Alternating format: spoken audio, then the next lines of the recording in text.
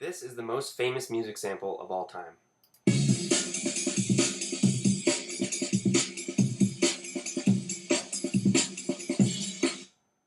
It's called the Amen break, and it was named after the original 1960s funk record from which it was sampled on, entitled Amen Brother by the Winstons.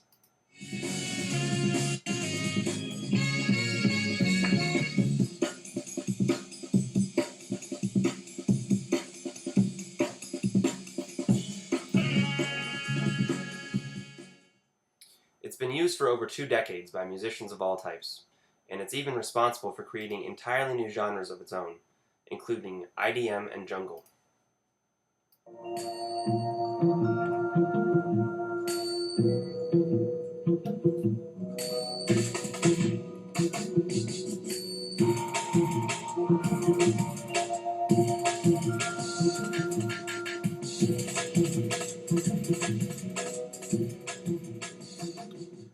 It has its deepest roots in early rap and hip-hop. For example, NWA, Straight Outta Compton, undoubtedly one of the most notorious music singles of all time. You are now about to witness the strength of street knowledge.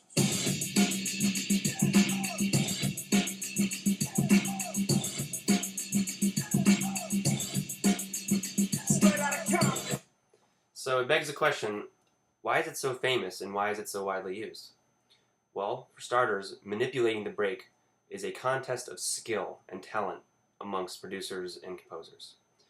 Because the original sample is so widely recognized, it's easy to understand exactly how the break is manipulated by a talented individual.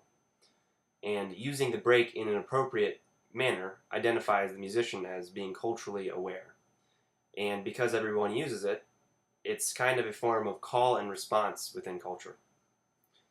And what exactly makes it so great to sample? Well, for starters, it loops seamlessly. You can fill an entire 3-minute, 4-minute song with just 9 seconds of a looping sample. It only has drums, and there are a few other harmonic elements in it that might interfere with some other instruments that you'd include in your song. It has a very ambient texture, and in particular, the cymbals sound kind of like static, like white noise, and it's very easy to blend in on the radio and with other tunes. And here's just another example. Static. And lastly, the meatiness of the kick and the snare. They're very punchy. And the kick and the snare are the most important parts of dance, electronic, hip-hop beats.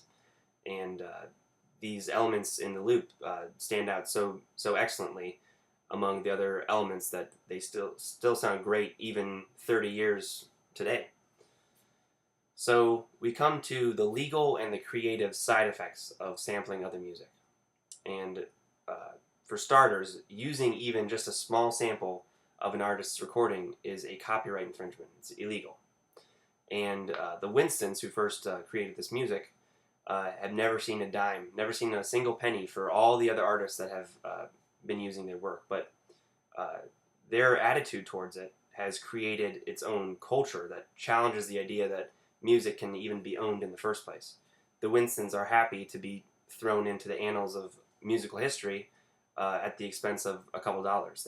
They prefer to be respected by all these producers who freely use just a portion of their work, and they'll be remembered forever. Conversely, a lot of artists have already been sued by the record industry for sampling other types of songs. The most prominent example is Ice Cube, who sampled the famous Queen song. Some people feel that using a sample instead of constructing the elements on your own, it takes away from the skill and the mastery of creating music in the first place. And that can definitely be true, but samples also offer a different dimension to music. They offer a historical footprint, a timestamp. It tells a lot about the time that it was created. It uses the history of the sample itself as a new dimension of the sound itself. So it allows the listener to think about the music in a different kind of distinct way. And it's a very tough way to decide whether someone's using a sample appropriately or inappropriately. But from my experience, I can kind of lump uh, samplers into two different categories. The good samplers, the good artists, will use well-known samples to convey additional information about them and reinterpret them in new and interesting ways.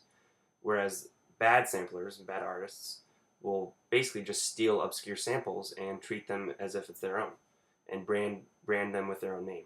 And that's just an immoral use of other people's music. So we kind of wonder, what is the future of sampling? Are musicians, now that they've started sampling, will they be sampling forever? Well, that's very possibly true, and we are seeing the rise of new computer software that eases the manipulation of samples and loops, makes it easier for people to sample things and chop up the sample in interesting ways. But new music trends have kind of established that there's more of an emphasis on the new, and especially creating new, unique, deep bass tones. And samples notoriously don't have a great deal of equalization, and it's tough to make it sound good in light of today's new engineering principles. So basically, the new style of music is creating new music, new bass-centric tones, and using synthesizers, completely constructing these tones from scratch. And a lot of people feel that it might be a better indicator of a producer's talent, so more producers are kind of stepping up to the game to contest skill in this game of creating music. But it probably is not going to see the end of the amen break for quite a long time, because it's so well established in our culture, and such a musical oddity and an interesting piece of music in general. But be on the lookout for the amen in the future, and perhaps it will be interpreted in better ways, but we can only keep listening and keep tuned in to the culture for now. So thanks very much for listening.